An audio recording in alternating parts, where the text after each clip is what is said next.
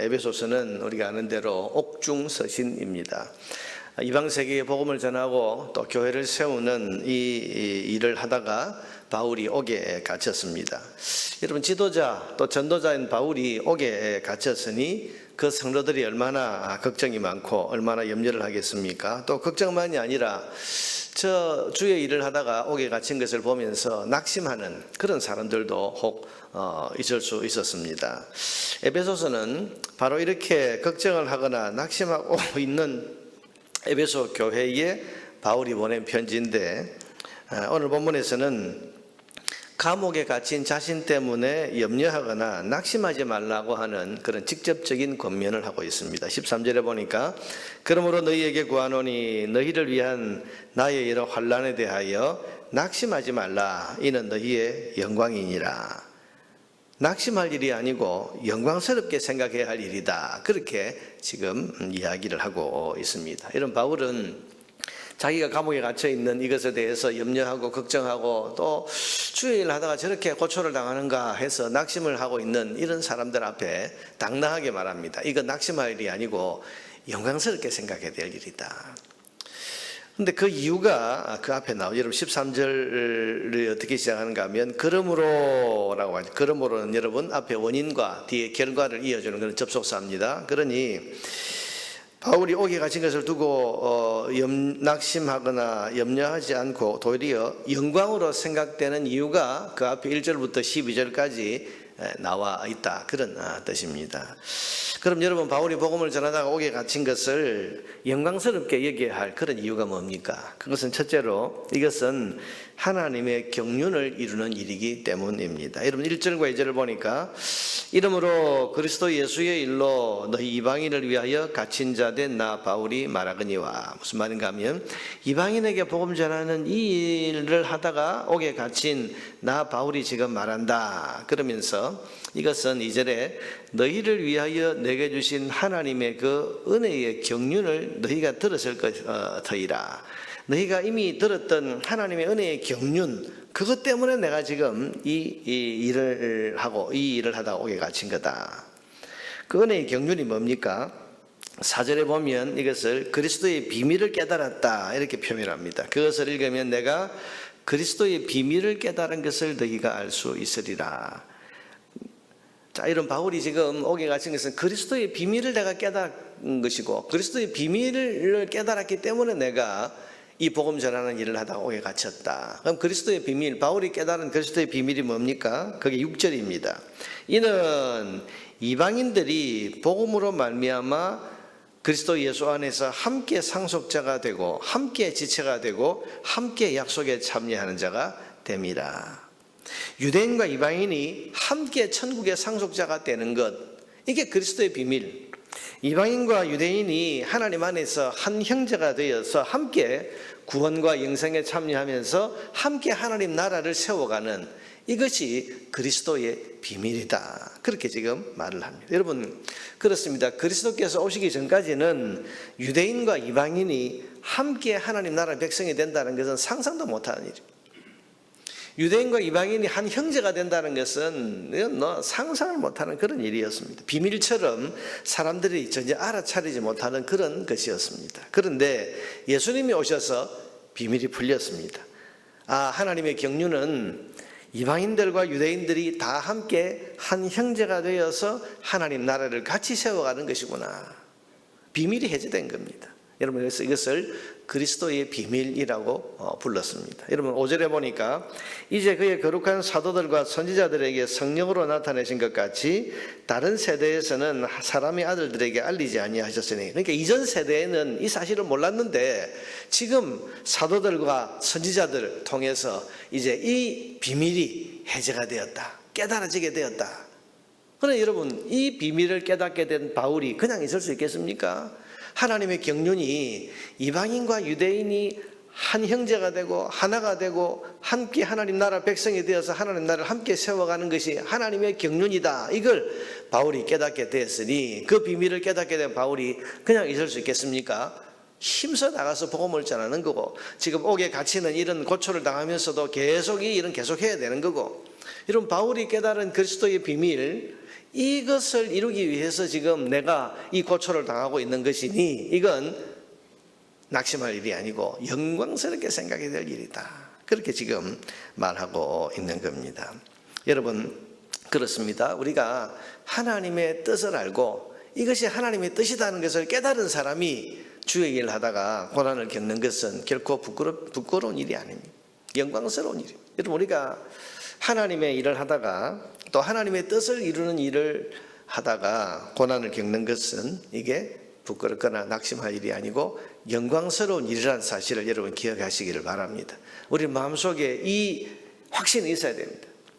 내가 지금 주의 일을 하다가 왜 이렇게 어려웠고 하나님 나라 일을 하다가 왜 이런 고난을 당하는가, 여러분 여기에 사로잡혀 있으면 우리 낙심할 수밖에 없습니다. 그런데 이것이 하나님의 뜻을 이루는 일이고 이것이 하나님의 경륜에 내가 참여해서 하나님의 뜻을 이 땅 가운데 세워가는 그 일을 하다가 내가 이 고난을 겪고 있다. 내가 하나님의 뜻을 위한 그 일에 헌신하고 있다가 겪는 고난이기 때문에 이 일은 오히려 영광스러운 거다. 우리가 이 믿음을 가져야 됩니다. 두 번째로 하나님의 경륜과 그리스도의 비밀을 위한 이 일에 일꾼으로 부름받았기 때문에 도리어 영광스럽게 여겨야 된다. 그렇게 말합니다. 7절에 보니까 이 복음을 위하여 그의 능력이 역사하시는 대로 내게 주신 하나님의 은혜의 선물을 따라 내가 일꾼이 되었노라. 자, 여러분 보세요. 바울은 지금 옥에 갇힌 죄 수이면서도 바울의 편지에 보면 이 옥중 서신에 보면 항상 자긍심과 자랑스러움이 넘쳐나고 여유와 기쁨이 충만한 것을 볼 수 있습니다. 왜냐하면 바울의 마음속에 기쁨이 있습니다. 하나님께서 나를 이 귀한 일에 써주신다고 하는 것에 대한 기쁨과 감격이 있기 때문에 여러분 바울은 항상 여기에 대해서 황송함을 가지고 있습니다. 그래서 8절에 뭐라고 그랬습니까? 모든 성도 중에 지극히 작은 자보다 더 작은 나에게 이 은혜를 주신 것은, 자 여러분 보세요. 자신을 모든 작은 자 중에서 이 못난 나에게 이 은혜를 주신 것은, 자 여러분 바울은 지금 직분을 맡은 것이 은혜라고 여기고 있습니다. 자 여러분, 직분이 은혜입니다. 요즘 사람들은 직분을 짐으로 생각하거나 부담으로 여기고 심지어는 교회 안에서 뭐 거의 좀 농담처럼 어떤 직분 해야 할 일을 맡아야 될 때 내가 십자가 지지 뭐 이런 직분을 십자가는 뭐 고난이라는 뜻인데 내가 직분을 맡는 것에 대해서 어떤 짐이나 부담이나 심지어는 이게 내가 어떤 십자가라고까지 말하는 그런 사람들이 많이 있는데 바울은 모든 성도 중에 지극히 작은 자보다 더 작은 나를 불러서 이 일을 맡기고 이 직분을 맡기신 것을 은혜라고 여기고 있습니다. 여러분 사실 직분은 은혜입니다. 천지 만물을 창조하신 하나님, 온 우주의 주인이신 하나님의 뜻을 이루는데 내가 부름받고 쓰임을 받는다. 그럼 직분을 은혜로 여기는 분들은요, 이 직분을 하나님이 내게 맡기셨다는 것 때문에 그야말로 황송한 마음, 감사한 마음, 몸둘 바를 모르고, 지금 바울이 몸둘 바를 모르고 있지 않습니까? 모든 성도 중에 지극히 작은 자보다 더 작은 나에게 이 은혜를 주신 것은, 직분을 이렇게 여기고 있다는 말입니다. 사랑하는 여러분, 직분을 은혜로 여기는 눈이 열릴 수 있기를 주의 이름으로 축복합니다. 그러니 바울은 감옥에 갇혔어도 영광스러운 겁니다.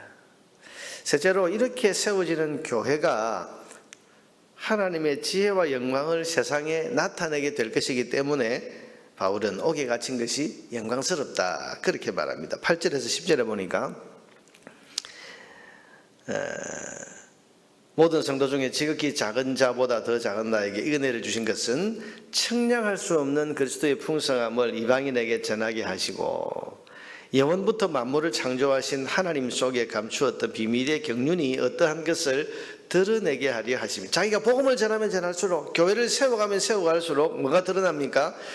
만세 전부터 감추어져 있던 하나님의 그 생각, 하나님의 뜻이 어떠하다 하는 것을 점점 드러내게, 여러분 교회가 세워질수록 하나님의 뜻이 만천하에 드러나게 되는 것이고, 10절에 보니까 이는 이제 교회로 말미암아 하늘에 있는 통치자들과 권세들에게 하나님의 각종 지혜를 알게 하려 하심이, 교회를 세워갈수록 하나님의 지혜가 얼마나 풍성한지, 하나님이 얼마나 지혜로운 분이신지 하는 것이 교회를 세워가면 세워갈수록 이 땅뿐 아니라 하늘에 있는 권세자들에게까지 다 드러내게 되었다. 여러분, 이 교회라는 것이 얼마나 귀한 것인지.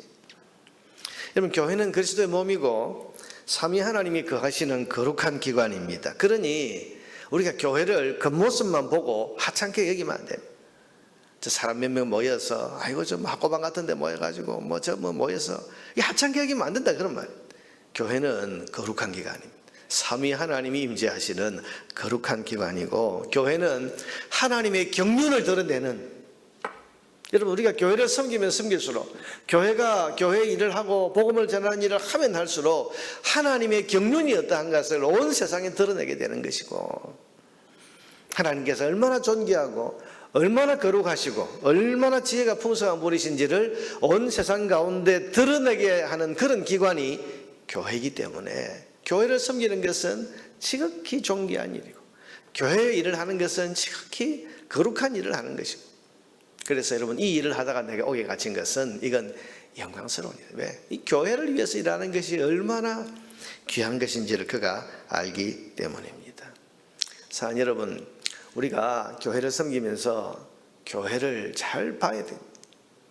사람만 보면 안 됩니다. 건물만 보면 안 됩니다. 혹은 또 교회에 있는 여러 가지 이런저런 숫자 이런 것만 보면 안 돼요. 재정의 숫자, 사람의 숫자, 무엇의 숫자, 이런 것만 보면 안 돼요. 이 교회가 해야 할 일이 뭐냐를 봐야 돼요. 교회 하는 일이. 이게 거룩하신 하나님의 경륜을 온 세상 가운데 드러내요. 여러분 생각해 보세요. 이 땅에 교회가 세워지지 않았다면 이 조선, 이 대한민국, 여러분 우리 한국 땅에 하나님의 경륜이 어떠한지를 누가 알 수 있겠습니까? 하나님이 얼마나 거룩한 분이신지, 하나님이 사람을 얼마나 사랑하시고 인생을 위해서 하나님께서 얼마나 큰 은혜를 베푸시는 그런 분이신지를 여러분, 교회가 세워지지 않았다면 어떻게 알 수 있겠습니까? 그러니까 교회를 세워나가는 것은 정말 귀한 일, 복된 일입니다. 바울은 이 이방 세계의 교회를 세우고 복음을 전하는 이 일을 하다가 내가 이 고난을 겪는 것은 낙심할 일이 아니고 영광스러운 일이다. 왜? 이 교회를 세워가는 일이기 때문에. 그래서 결론적으로 13절에 그러므로 너희에게 구하노니 너희를 위한 나의 여러 환난에 대하여 낙심하지 말라. 이는 너희의 영광이니라. 영광스럽게 얘기할 일이다. 여러분, 교회는 세상 그 어느 것과도 비교할 수 없는 거룩하고 가치 있는 기관입니다. 그래서 교회를 위해서 일하고 교회를 위해 수고하고 교회가 해야 하는 일을 위해서 일하다가 고난을 겪는 것은 영광스럽고 존귀한 일입니다. 그래서 바울은 다른 서신에서 그리스도의 남은 고난을 내 육체에 채운다, 그렇게까지 자신이 받는 고난을 영광스럽게 여겼다, 그런 말입니다. 우리가 교회에 대한 바른 시각을 가져야 되겠습니다. 그래서 교회를 사랑하고 교회를 섬기면서 주님이 내게 맡기신 직분과 사명에 이것을 은혜로 알고 충성하는 그런 직분자들이 되어야 되겠습니다. 교회를 통해서 하나님의 뜻을 이루고 하나님의 영광을 드러내고 그 은혜로 여기면서 하나님 앞에 충성하는 그런 주의 종들 되기를 주의 이름으로 축원합니다.